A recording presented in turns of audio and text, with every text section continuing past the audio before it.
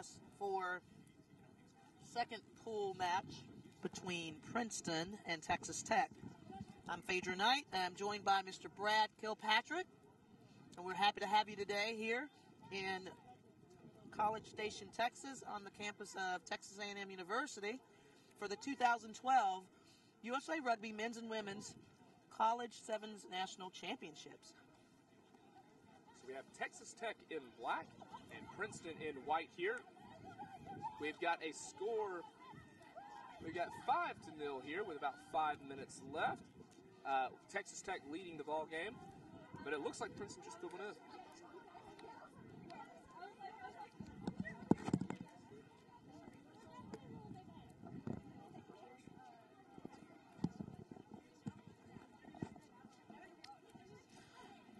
So let's see here. Coming into this ball game, Brad, Princeton lost to James Madison, who we just saw lose to Oregon State, actually, 14-0. And Texas Tech lost to Oregon 24-5.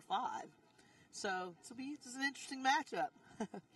I spoke to a couple of the Princeton players a little earlier, and that's a rivalry. Like I think their last meeting with James Madison, they beat them, and they came into the game, as James Madison came in as the underdog. So it was a little bit of an upset this morning.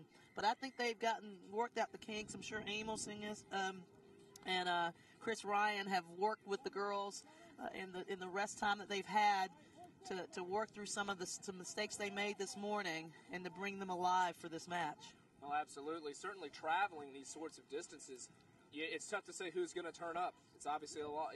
You never know which team's going to show up on the day, given how hard it is to get out of here, the physicality of each one of these matches. You just never know what's going to happen in sevens rugby. It can certainly turn quickly.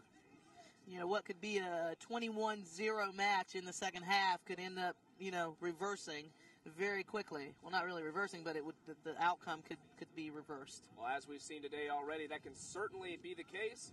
And right now we've got Princeton putting some pressure on, looking for that next score here. They've looked good so far. Obviously leading the game right now 5-0 with 3 minutes to go. Hoping to get a nice powerful scrum here. Nice drive, nice pressure, but Texas Tech manages to win that scrum. Nice strong run. Support there a little late, creating kind of a messy ball situation, but again, Texas Tech manages to maintain possession. Slight knock, little handling error, resulting in a Princeton scrum. Well, Texas Tech, a lot of rookies on the team, not a lot of elder statesmen. So certainly they're going to have to calm those nerves early. They're nervous being in this situation. A lot of young folks coming out here at a national championship. Handling's probably going to be an issue here, so they've got to calm that down if they have hopes here to beat Princeton. Princeton has a couple key players to watch. U20 Eagle, Dorothy Maito, class of 2014. She is a force to be reckoned with.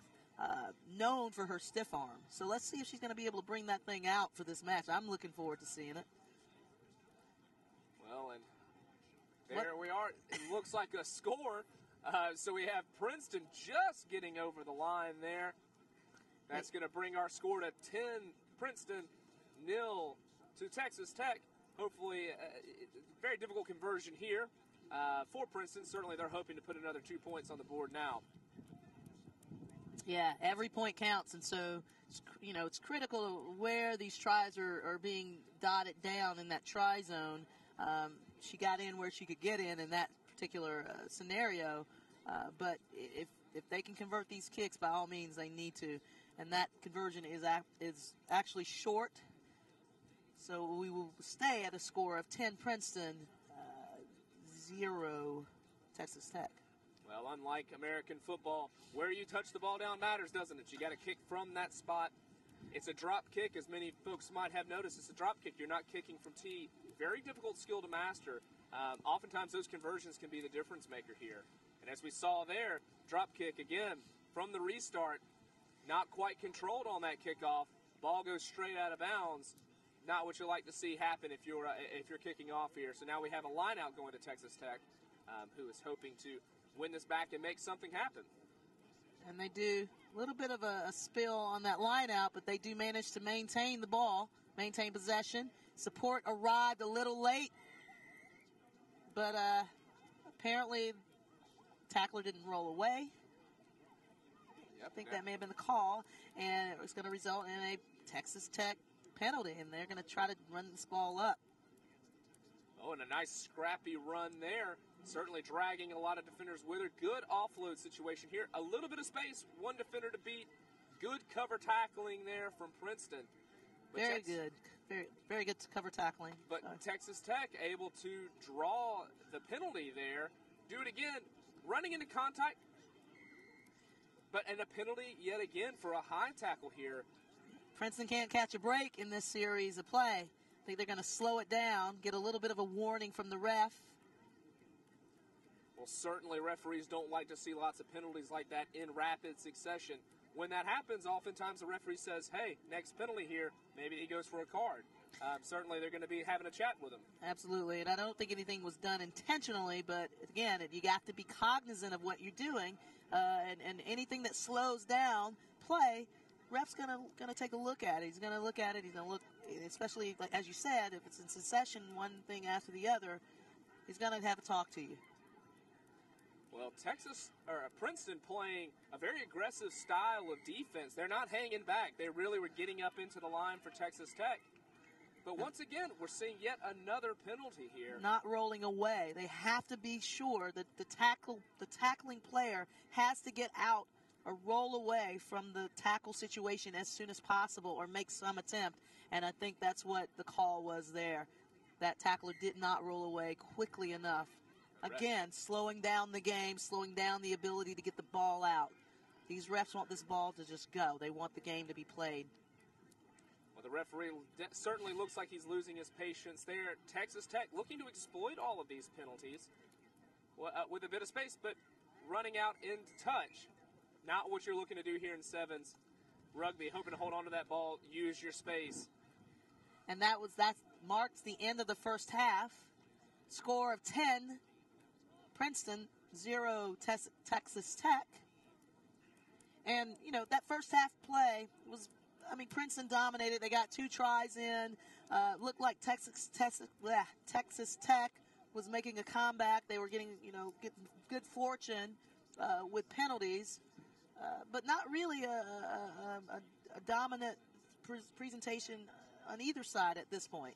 No, I think you're definitely right there. It certainly looks like, despite the fact that the scoreboard certainly favors Princeton, and you can tell they had the majority of the possession, and they seem to be doing a bit more with the ball than what we saw at Texas Tech. Certainly a sloppy performance, not a clinical display from either side right now. Handling, maybe not the best support in the world. They need to clean out those rucks a little bit faster here. What do you think Princeton's saying right now in their huddle? They seem to have had the game. They seem to have had the dominant possession, but they're only 10 points up. Not quite the take you want in terms of points for the amount of possession that they've had. Well, they lost discipline in the last few minutes of this first half. The talk is, number one, getting your composure. Get yourself composed out there and stick to the game plan. You have a game plan. Amo again, Chris Ryan. They're very methodical about what they do. I've played for both of these coaches, and that's what they do. They give you a game plan. They teach you how. They let you go, and I'm pretty sure that they're just telling those girls to go back to your basics. All right, slow down and play your game.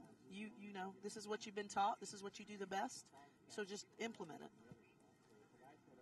Well, certainly it's anybody's ball game at this point.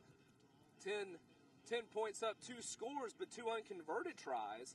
So again, only a 2-score ball game. Certainly 7 minutes in sevens rugby. Enough time to score many, many tries during that time. Did want to take a minute to say, if you're not following us already, make sure that you subscribe to our YouTube channel to catch all of the action this weekend at youtube.com/USA Rugby TV. And follow us on Twitter at USA Eagles Rugby. Use the hashtag College7s to join the conversation. And Brad, for tomorrow, definitely tune into our YouTube station for tomorrow morning's action at 11:40 through the finals. ESPN3 are going to be broadcasting the remaining portion of the matches, so make sure you tune in there as well. We know that USA Rugby fans' biggest request is to be able to watch rugby, so USA Rugby's done a great job this weekend of lining up production and live stream partners for all of the 2013 National Championship Series events. So make sure you tune in. Absolutely. Well, we're about to get underway once again. For those just joining us, we are watching Princeton in white, Texas Tech in black. Princeton leading this ball game 10-0. And a real sloppy restart there. Looks like Princeton got a hold of the ball, but not quite as cleanly as they might have liked. No, they didn't, but they've gotten it out to their speedster wing, who's going to win this foot race, I think. She puts it down, and best to put it as close to the middle of those uprights as she can. She got where she could, and she puts it down for another 5 points, furthering this deficit for Texas Tech to dig out of in the second half. And it looked like Texas Tech there putting a lot of pressure up on defense, but didn't drop back a sweeper in that situation. Usually you'd like to have one player providing a second level of defense there to cover those breaks up the sideline with a nice cover defense. Didn't seem to happen there. What do you take away from that? What did you see there? Why no sweeper in that situation? I may have been just someone forgot to do their job, because as you stated, that is in that area of the field when you're that far out of your red zone, you got to have a sweeper back for that reason alone. And that was a great observation on your part to note that if they'd had that sweeper there, it probably would have prevented that try. At least it would have slowed it down. And that's a great kickoff by Princeton to recover. And it looks like they had that talk that we talked about. Waste no time. And that's number 7 for Princeton. Well, certainly a lot more clinical display here from Princeton. The restarts in sevens rugby, so important, those kickoffs. It's always up in the air. Given so few people, always an opportunity to win the ball back on your own kickoff. Not something you see quite as often in 15s rugby, but in sevens, more of an opportunity to win that ball back in when you do so much space on the outside, so much opportunity to counterattack here. Much like fast break basketball, you get that ball back. A lot of opportunities, very dangerous for the team that loses that restart. As we saw there, Texas Tech not able to win that ball, opened themselves up to a really nice counterattack from Princeton, who did a great job to win that restart, and they made them pay. Correction on my part, that was number 5, Lauren Rode, who just got it down 5 points. She did not convert her try. But Princeton comes up, strong defensive line to put pressure on this Texas Tech squad. That's a tongue twister for me, obviously. Well, Texas Tech seems to be maybe a bit of their youth showing here. Certainly the cover defense we saw earlier, losing the restart. You wonder if maybe they're starting to panic a little bit. A little bit of panic, a little bit of a, mental composure, I think, which comes along with being a young squad. And this Princeton squad is very well coached. By all means, they played a lot of rugby together, and it's certainly showing. Once again, second try there by Lauren Rode. Put down her second in the half, back to back. Well, you could tell Lauren is well coached. She was looking for the offload the whole time, ball in both hands. Ultimately wasn't going to need it. Able to open up that Texas Tech defense with some really nice ball handling, some really nice running skills. And boy, like you say, that halftime, as we've seen in a few matches earlier today, these coaches know how to fire these teams up. Princeton looks a totally different side to what they were in that first half. Very clinical, great ball handling, and really finishing off every opportunity they've been given. They do by all means, and that was a conversion on her kick, so it brings a score, Princeton 27-0 Texas Tech, as we are inside of 4 minutes in this match remaining. Texas Tech is going to really have to dig deep to turn it around. But all it takes is one play to start that contagion. Certainly, and if Texas Tech is going to make something happen here, they don't have that much time. Down 27-0 at the moment, less than 3 minutes to go. Texas Tech is going to have to get on their horse here, put in some tries, get that confidence up, and they have any hope of pulling this game out. If you're just tuning in, you are watching the 2012 USA Rugby Men's and Women's College Sevens National Championship here in College Station, Texas. I'm Phaedra Knight, joined by Brad Kilpatrick. And on the field right now, you just witnessed Princeton put down yet another try against Texas Tech, extending their lead by another 5 points, bringing the score 32-0 as we are inside of 3 minutes remaining. That was number 4, Morgan Arthur, looking sharp for Princeton. It's tough to say in the second half. Certainly been the most dominant side here. What do you attribute that to? Is it maybe a bit of fitness? Is it the inexperience of this Texas Tech side, or just simply ball going to hand a bit better for Princeton? What do you make of this situation? I think it's all three. I think it's a combination of all things. You know, that obviously, again, as we've stated over and over again, that halftime talk was crucial. But we're seeing Princeton play their style of game. We're seeing them set into their style of game, and this team is, you know, they got a number of experienced players. They're just locking in. They're confident. They know they have plenty of time. They're just doing what they know they can do best. Well, certainly they have shown it in this second half. Texas Tech trying their best, but ball not quite going to hand. Princeton doing a good job to poach this. This is a dangerous situation for Texas Tech. Turnovers are always not great scoring opportunity. Another big break for number 4. Big break. Morgan Arthur showing the speed. Too much pace to be caught by the Texas Tech defense, and it's starting to get a little one-sided here at the end. Yeah, she found a hole there, and she exploited it, and then relied on her speed, a little high step at the end to put her in the try zone. And what we're seeing from Texas Tech is a young team, you know, an inexperienced team, and what happens in these situations when you have an incredible league as you have against you. They start running isolated, you know, support's not there, panic, they'll throw the ball in desperation, what we call a 50-50 passes, and this kind of thing, it's pretty common for your younger teams. They certainly are. It's not because they're not losing because they're not trying, but it's these little critical errors that make the difference.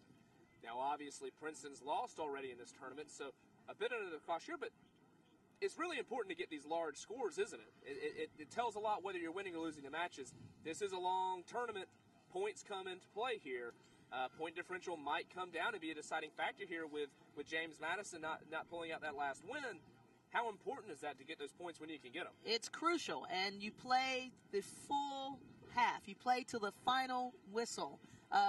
As many points as you can accumulate in a match, you do. And so you'd like to think you can get a nice lead and kind of coast, but you can't. You got to play hard. You got to play as if you're down every minute of the game, and that's what Princeton's doing.